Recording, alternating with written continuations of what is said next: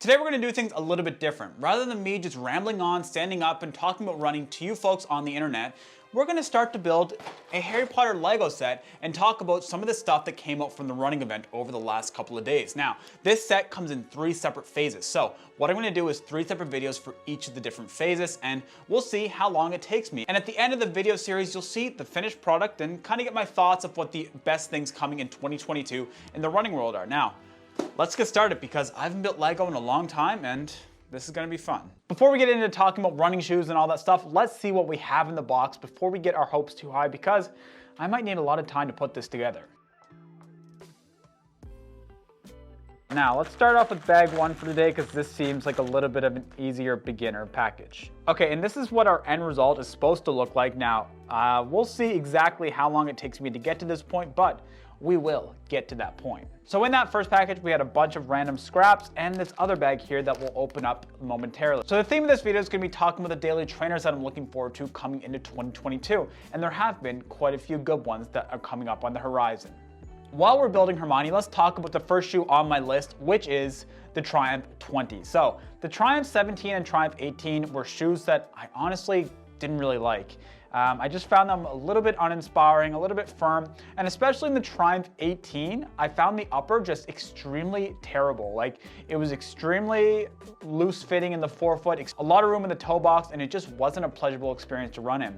I do use that shoe to walk around nowadays, but I would never consider running in it anymore. And because the Triumph 19 was just kind of like an iteration on the Triumph 18, I didn't even attempt to pick it up because it is a very premium price shoe, and I didn't think that it warranted the price point. However, now with the Triumph 20, they're changing quite a bit. So what they've done is they added a couple of millimeters in the heels, so you get a bit more of that plushness in the heel, and it's now a 10 millimeter drop up from an 8 millimeter drop. So I'm not sure how that's going to really change the feel of the shoe all that much, but I'll be excited to see. And they also said that they changed the Power Run Plus combination in the midsole, so it's a bit softer, they say, which I honestly think would make a massive difference. They also said it's a little bit springier and all those marketing terms, and that's something I did notice while watching the running event is a lot of the companies say pretty much the same thing for most of their shoes. So it's up to us in the running shoe review community to make the decision and say, oh, is this shoe actually what they're saying? I can't wait to try them out to see. Now, the Triumph 20 also has an upper update as well. And one of the most amazing things about the Triumph 20 is that it's over an ounce lighter than the previous versions, which will make a massive difference in feel, in my opinion. And there we go. There's Hermione. She's looking nice. She's all gold. So I think it's a special edition or something. There's Harry Potter. He looks like a dweeb. And honestly, Harry Potter, I find him kind of annoying. I like all the supporting characters around him, but Harry himself, I find just a little bit annoying. And as we're starting to build up Fluffy, let's talk about the second shoe on my list, and that is the Ride 15. Now, I didn't actually see too much coverage of the Ride 15 in the running event, but I am very excited to see what they do with that shoe. Now with the Ride 15, they're changing it up quite a bit. They have a much higher stack height in this shoe, and I think a lot of Ride fans aren't going to necessarily like that. Like, I myself love higher stack shoes, but a lot of people, they don't want that in their life. They'd rather have that more nimble shoe, and that's totally understandable. The Ride 13 is a shoe that I wear all the time for walking around now, and in 2020, it was one of my favorite daily trainers. Now, like I said, I didn't see a lot of coverage in the running event online, but what I did see is a Ride 15 trail version. And in that trail version, they've changed the formulation of the Power Run midsole to be a bit softer. So I'm really curious to see what they feel like underfoot in comparison to the Ride line that was always just a little bit firmer with that Power Run foam underfoot. Okay, so here's some more progress. We have, I think, Fluffy's body now starting to be constructed. Starting to look pretty good, but let's talk about the next shoe on the list, and that is the HOKA KAWANA. So the HOKA KAWANA is another shoe coming into the HOKA lineup that is meant to be another daily trainer, and HOKA's lineup's now being very much inflated with daily trainers. In my opinion, I don't really know where their product line sits. Like, where does the Clifton sit? Where's the Mach 4 sit? Where's the Bondi sit? Where does this new KAWANA sit? Like, which shoe is meant to be a daily trainer? They're kind of becoming like Nike, where Nike has so many different shoes that can be used for a lot of the same things. And Well, I guess any shoe could be used for so many of the same things, but in my opinion, there's just some sort of blur between the product lines there, between Nike and HOKA especially. So this new KAWANA is meant to be a daily trainer, and also the guy online said it can be used to go to the gym. So it's gonna be like one of those Ultra Boost shoes that we don't really know what to use it for. It's gonna be an intriguing thing to try, but they have a couple of new things about this shoe that is making me pretty excited to use it for running especially. So the midsole, it's meant to be a slightly different combination with their compression molded EVA foam, and that's where HOKA really needs to innovate. They need to get their foam technology more and more exciting, and they also need to make it less, I don't know, it breaks down really early. It needs to be a more durable foam as well. So I really hope that in the KAWANA, it's a bit more durable. What they did say though, it's a bit softer and it has a bit more spring under step, but I don't know, like how can it have a spring under step and be extremely soft? We'll have to find out. They have a swallowtail design on this shoe, which I really enjoy in the Mach 4, and the fit of this shoe is looking very similar to the Mach 4 as well, and the upper on the Mach 4 is absolutely fantastic. So that's a shoe that I'm really looking forward to, but I'm not looking forward to the price. $140 US for this shoe starting out, and they didn't give an availability, but we'll see. So here's our progress. Again, we're starting to make some headway. It kind of just looks like a headless alligator at this point, but hopefully as we continue moving on, it will start to look more like fluffy. But anyway, our next shoe on the list that I'm so looking forward to is the New Balance Fresh Foam More version 4. Now that is a mouthful, I know, but it is one of my favorite shoes so far in 2021 is the More version 3. The amount of cushioning underfoot is just amazing. For those easy days, for those recovery days, the Fresh Foam More is one of my favorite shoes of all time for those specific types of runs.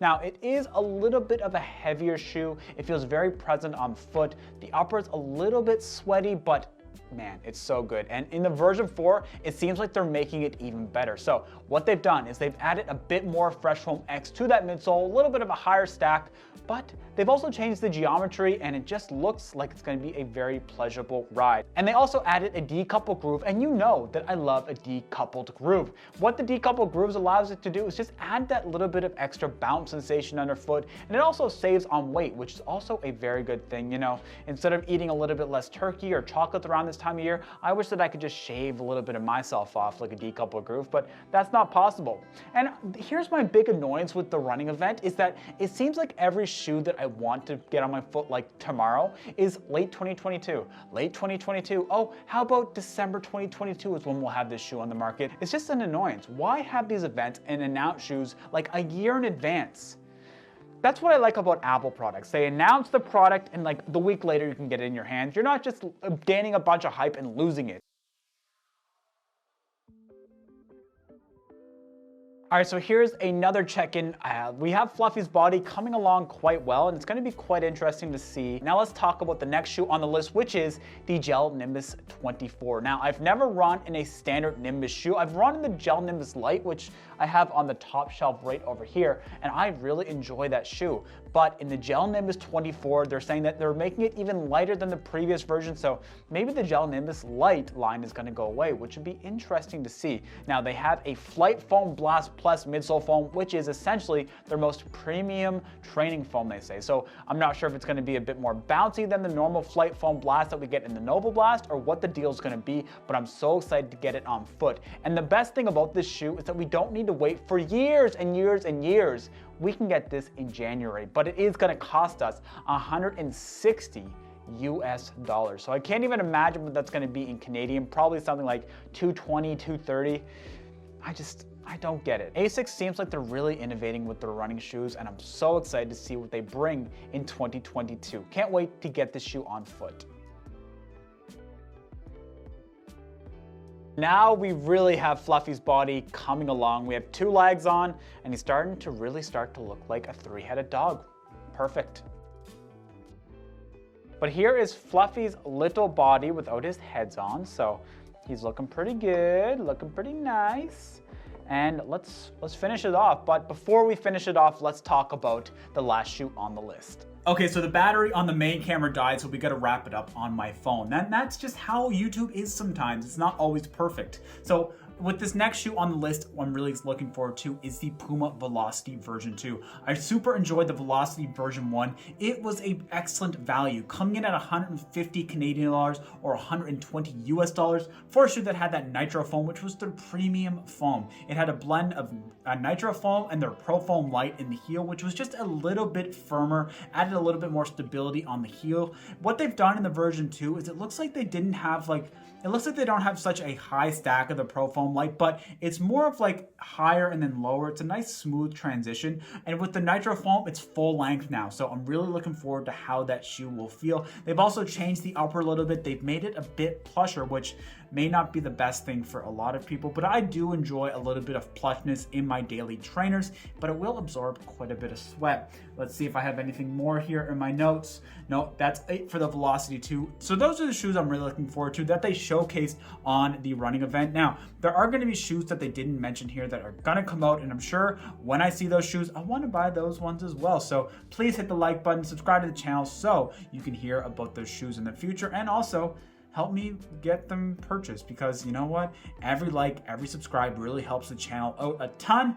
All right, guys, thank you all so much for making it to the end of this different video. And now let's see what the finished package of the Harry Potter Lego set looks like.